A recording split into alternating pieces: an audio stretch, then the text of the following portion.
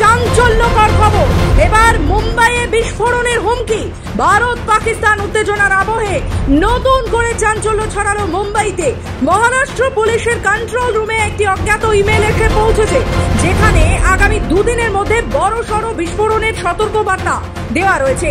সঙ্গে সঙ্গে চূড়ান্ত সতর্কতা জারি করা হয়েছে শহর জুড়ে।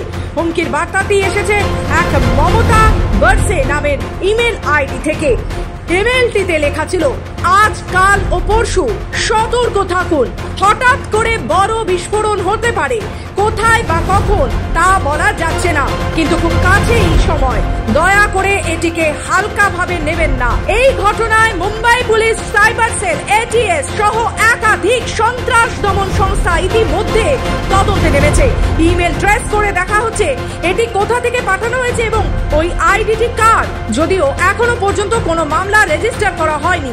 পুলিশ সূত্রে জানা গিয়েছে, নিয়ম মাফিক প্রোটোকল অনুসরণ করেই তদন্ত এগোচ্ছে।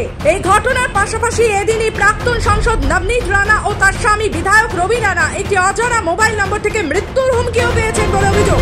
খাট থানায় একটি নন কগনাইজেবল অফেন্স নথিভুক্ত করা হয়েছে। মুম্বাই পুলিশের এক আধিকারিক জানিয়েছে, প্রতিদিনই কন্ট্রোল রুমে হুমকির ফোন বা মেসেজ আসে। প্রতিটি ঘটনার গুরুত্ব সহকারে খতিয়ে দেখা হয়। যদি দেখা যায় যে এটি মিথ্যে বা বিভ্রান্তিকর, তাহলে দোষীর বিরুদ্ধে করা আইনানুগ পদক্ষেপ নেওয়া হয়। গত কয়েক মাসে শহরে একের পর এক হুমকি আসছে।